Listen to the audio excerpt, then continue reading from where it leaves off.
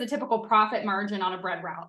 I want to expand this question a little bit, actually, because I've got a couple people asking this, and I expected we might have some questions around this. So I'm going to give you guys just a quick financial model of a typical bread route, and I think that's going to answer some important questions, because one of the big considerations is a lot of these businesses are still single truck operations. So if you're looking at evaluating one and potentially purchasing one, you've got to understand the difference between whether you are operating the business yourself or whether you're going to employ a driver because you have a goal of scaling it, or you've got other businesses you're running as well. And so an average bread route, single route, is going to throw off between $500,000 and $600,000 of gross product sales. Okay, so that's actual product sales of bread. The important piece there is that the net revenue to the operator on that $500,000 to $600,000 of gross sales is about $100,000 to $150,000 per route.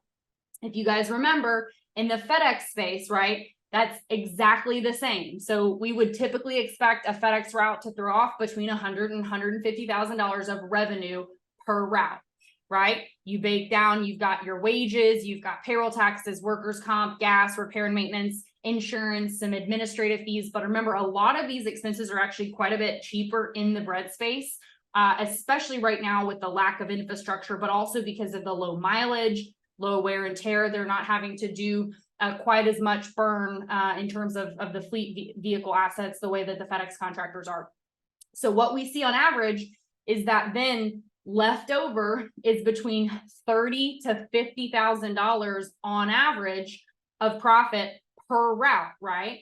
So, net margin on the net revenue is significant. That's, 30 to 50,000 or 30 to 50%, margin on that net revenue. So that is really a significant number when you look at just, the business as a whole. Again, whether you're looking at the gross or the net sales there, that's important to understand.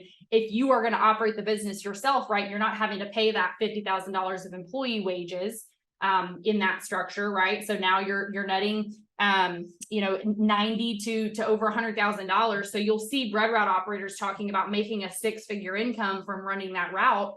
That's absolutely viable, especially as the operator, right? If you back yourself out on that one route, again, it's still a significant profit margin. And that's where we want to talk about scaling and creating a portfolio with a couple of routes to create those multi-six-figure income streams. So I wanted to make sure that we talked a little bit about that from a financial model perspective.